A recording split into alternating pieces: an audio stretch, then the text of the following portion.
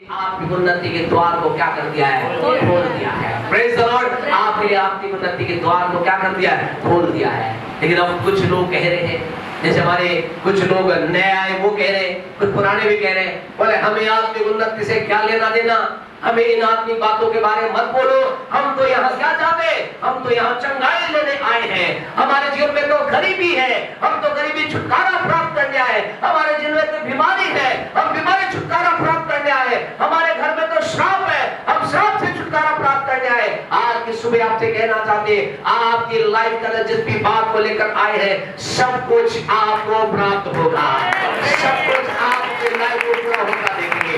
लेकिन इसके लिए आपसे कहना चाहते हैं, आत्मिक उन्नति के बात को समझना जरूर होगा। आपको परमेश्वर का प्रभु का वचन में हमने कहा, आपके लिए आत्मिक द्वार को खोल दिया है, आत्मिक उन्नति द्वार को खोल दिया है। ये कैसे क्रियाशील होगा? नंबर 1, पहली बात आपको परमेश्वर को समझना है, ये मेरे कहने से और परमेश्वर कहने मात्र से आपके जीवन में आत्मिक उन्नति नहीं आएगी। उसके लिए कुछ आपको, क्योंकि वहां हमने देखा प्रकाशित वाक्य के 3 अध्याय के अंदर 8वें वचन को हमने देखा, वहां प्रभु क्या कह रहा है कि मैं तेरे कामों को, इस बात को बार बार याद रखना, परमेश्वर का मतलब यह है, परमेश्वर ने कुछ कर दिया है, लेकिन उसकी प्राप्ति के लिए मुझे काम करना होगा। इस बात को अपने आप को मठा लेना। परमेश्वर कह रहा, मैंने तेरे द्वार खोल दिया, प्रार्थना के उत्तर का द्वार खोल दिया, चंगाई का द्वार, चंगाई प्राप्त करती द्वार खोल दिया, मैंने तेरी आंखों खुलने का द्वार खोल दिया, लेकिन उसके साथ पहले परमेश्वर कह रहे, मैं तेरे कामों को जानता हूं। इसका मतलब परमेश्वर के कामों को देखने के लिए मुझे भी क्या करना पड़ेगा? क्या करना पड़ेगा? मुझे भी काम करना पड़ेगा। मैं अगर काम ना करूं, आप अगर काम ना करें, परमेश्वर की बातें हमारी लाइफ में पूरी ना होंगी। अब हमें आत्मिक उन्नति के द्वार को अपने लाइफ में पूरा होते देखने के लिए क्या करना होगा? नंबर 1, मेहरबानी से निकाले पहला कुरिन्थियों का 12वां अध्याय और उसके पहले वचन को, पहला कुरिन्थियों 12वां अध्याय उसके 1 वचन को पढ़ें, क्या लिखा है? पहला कुरिन्थियों, हे भाइयों, मैं नहीं चाहता कि तुम आत्मिक वरदानों के विषय में अनजान रहो, अज्ञान रहो, अज्ञानी बनो। परमेश्वर बात आपसे कहना चाहते हैं, आप आत्मिक उन्नति के द्वार को जो प्रभु ने खोला है, उसके प्रभाव को अपने जीवन में देखना चाहते हैं। तो आपसे कहना चाहते हैं, आपको क्या करना पड़ेगा? आत्मिक बात के प्रति या आत्मिक चीजों के प्रति अपने जीवन से अज्ञानता को निकालना होगा। आत्मिक चीजों के प्रति आज बहुत से लोग हैं जो कह रहे हैं, हाँ परमेश्वर के वरदान से भरना चाहते हैं, हाँ प्रभु की ओर से आत्मिक उन्नति प्राप्त करना चाहते हैं, लेकिन एक अज्ञानता उनके लाइफ के अंतर्गत एंटर करी हुई है, इस कारण से उस चीज को प्राप्त नहीं कर पा रहे। आपसे कहना चाहते हैं, बहुत से लोग कह रहे हैं, मैं चंगाई प्राप्त करना चाहता हूँ। आप चंगाई के लिए परमेश्वर की उपस्थिति में आ रहे हैं, आप प्रार्थना भी कर रहे हैं, एक छुटकारा प्राप्त करने के लिए आप काम करें, लेकिन आपसे कहना चाहते बात को समझना, कई लोगों के जीवन के अंदर चंगाई, बढ़ोतरी, आशीष, बरकत न आने का कारण क्या है? ये नहीं कि परमेश्वर देना नहीं चाहता, ये नहीं कि परमेश्वर उन्हें उनके लाइफ में प्रदान करना नहीं चाहता, और ये बात भी नहीं है कि जो ग्रहण करने वाला उसकी इच्छा भी नहीं है। लेकिन दिक्कत कहाँ है? दिक्कत ये है, वो अज्ञानता में है। क्या अज्ञानता उनके जीवन में है? जल्दी से 3 यूहन्ना उसके 2 वचन को हमारे साथ निकाले। आज आपको पता चलेगा परमेश्वर को कई लोग एक अज्ञानता में रहने कारण से आज इस बात को नहीं प्राप्त कर पा रहे हैं। पढ़े 3 यूहन्ना उसके 2 वचन को। हे प्रिय, मेरी ये प्रार्थना है जैसे तू आत्मिक उन्नति कर रहा है, वैसे ही तू सब बातों में उन्नति करे और भला चंगा रहे। आपसे कहना चाहते परमेश्वर वचन को की गहराई के अंदर हम चलना चाहते हैं। यहाँ ऐसा लिखा है, हे प्रिय, मेरी ये प्रार्थना है, मेरी ये इच्छा है, मैं तुझसे तेरे जीवन में चाहता हूँ तू क्या करे? आत्मिक उन्नति करे, सब बातों में उन्नति करे और भला चंगा रहे। आप कहेंगे वेल डन, बहुत अच्छी बात है, मैं भी यही चाहता हूँ, लेकिन आपसे कहना चाहती यहाँ एक वर्ड लिखा गया है, हे प्रिय, मेरी ये प्रार्थना है, जैसे तू आत्मिक उन्नति करे। इंग्लिश ट्रांसलेशन में और दूसरे अनुवादों में इसमें लिखा गया है, जिस कई जगह जो गहराई के साथ वचन को वर्णन करे, ऐसे लिखा है, जिस स्तर पर, जिस लेवल पर जिस ऊंचाई तक तो आत्मिक उन्नति प्राप्त करेगा और करेगी, उतनी ही लेवल पर, उसी स्तर पर तेरी क्या होगी, सब बातों में उन्नति होगी और उसी स्तर में तेरी चंगाई भी होगी। आपसे कहना चाहते, क्या आप समझे इस बात को? आज आपसे कहना चाहते हैं, आप चंगाई का पीछा मत कीजिए, आप जीवन में आपकी तो सब बातों में उन्नति का पीछा मत कीजिए। आपसे कहना चाहता है, लोगों के जीवन में गड़बड़ क्या है, दिक्कत क्या है? कई लोग ये कह रहे हैं, हम प्रार्थना भी करवा रहे हैं और ये कह रहे हैं, प्रभु से कह रहे, प्रभु मैं चाहता हूं मेरा बिजनेस अच्छा हो जाए, मेरे बच्चे अच्छे हो जाए, मेरे धन के अंदर भरपूरी आ जाए, मेरे शरीर में चंगाई आ जाए। लेकिन मेरे परमेश्वर, ये सब चीजों की जड़ क्या है? ये सब चीजों का प्रारंभ कहां से होगा? प्रारंभ होगा आत्मिक उन्नति से। इसका मतलब यह है, अगर आपने आत्मिक उन्नति को प्राप्त कर लिया, अगर आप आत्मा में आप उन्नति को देख लिया, हालांकि क्या होगा, आप सब बातों में उन्नति को देखने पाएंगे।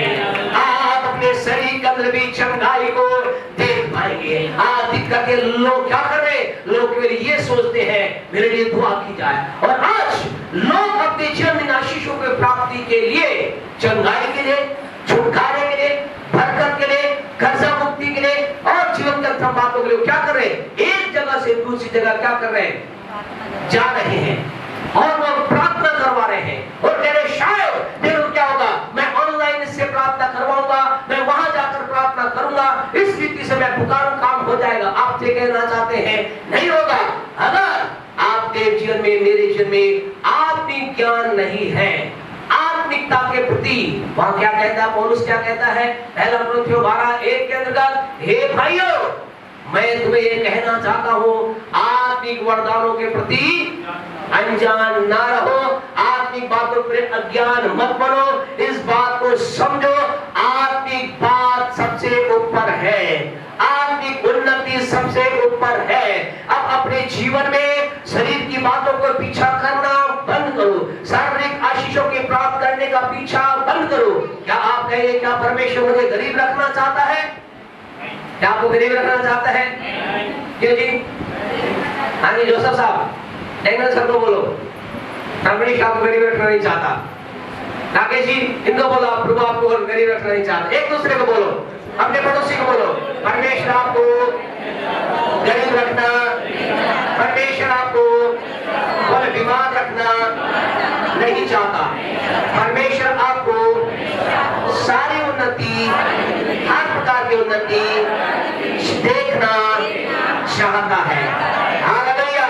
परमेश्वर आपसे कहना चाहते, परमेश्वर नहीं चाहता कि आप बीमार रहे या जीवन के अंदर आवश्यकता में रहे। लेकिन आज चक्कर दिक्कत कहाँ है? प्रॉब्लम ये है, अगर हम कहें सॉन्ग गलत हो जाता है, गीत क्या होता है? गलत हो जाता है। जब क्या होता है? गलत कॉर्ड पर वो गाया जाता है, उठाया जाता है। सिंगिंग लोग जानते हैं। आपसे कहना चाहते परमेश्वर के लोगों, आज की सुबह हमें समझना है, हमें आत्मिक बातों के प्रति अनजान नहीं रहना है। आपसे कहना चाहते हैं, आप अपने जीवन में जिन चीजों का पीछा कर रहे हैं, आप कह रहे हैं मेरा बिजनेस ऊंचा हो जाए, आप कह रहे मेरे शरीर में चंगाई आ जाए, आप कह रहे मैं सब बातों में उन्नति करूं, तो आज की सुबह आपसे कहना चाहते हैं, सारी बातें आपके जीवन में पूरी होते हुए आप देखने जा रहे हैं, प्राप्त करने जा रहे हैं। लेकिन आपको करना क्या पड़ेगा? आपको अपने जीवन का इस बात के प्रति पहली बार परमेश्वर के आत्मिक द्वार को अपने जीवन में खुलता देखने के लिए अपने आप को कहना पड़ेगा, मैं आत्मिक उन्नति चाहता हूँ, मैं आत्मिक उन्नति चाहता हूँ, मैं आत्मा में बढ़ना चाहता हूँ, मैं आत्मिक बातों के अंदर बढ़ना चाहता हूँ। परमेश्वर को आप इस बात को समझे, अपने हृदय गहराई इस बात को उतार ले। जब तक आत्मिक बातों के प्रति गंभीर एक व्यक्ति नहीं होगा, सिंसियर व्यक्ति नहीं होगा, दूसरी उन्नति प्राप्त करना मुश्किल, कठिन और असंभव हो जाएगा। फिर लोग ये कहेंगे, ये तो हमने इसको देखा, क्या देखा? ये चर्च भी जाता है, ये प्रार्थना भी करता है, हमने सुना है देता भी बहुत है, हमने सुना है परमेश्वर का वचन बहुत सुनाता है, लेकिन इसकी लाइफ तंत्र करती बातें पूरी क्यों नहीं हो रही? आपसे कहना चाहते हैं, परमेश्वर का पवित्र वचन कहता है, जो लोग खरी चाल चलते हैं, परमेश्वर उनसे क्या चीज, कोई भी भली, अच्छी, बढ़िया, शानदार, सर्वोत्तम चीज उनसे रख नहीं छोड़ता।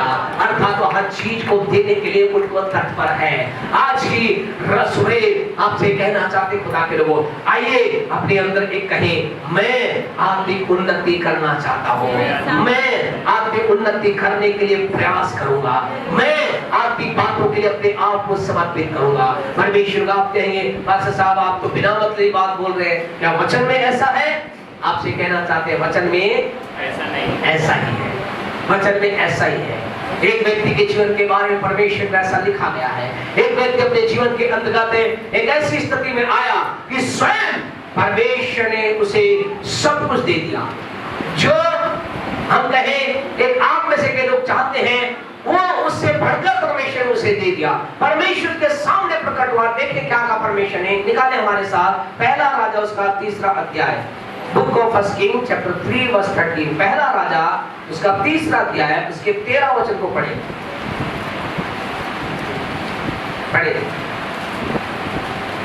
दाऊद ने कहा 3 का 13। हाँ ठीक है, हाँ पहला राजा 3 का 13। फिर जो तूने हाँ फिर जो तूने नहीं मांगा, फिर जो तूने नहीं मांगा। हाँ जी, अर्थात धन और महिमा, ध्यान से, अर्थात धन। आपसे कहना चाहते हैं यहाँ इस व्यक्ति को क्या मिल रहा है? प्रभु क्या कह रहा है?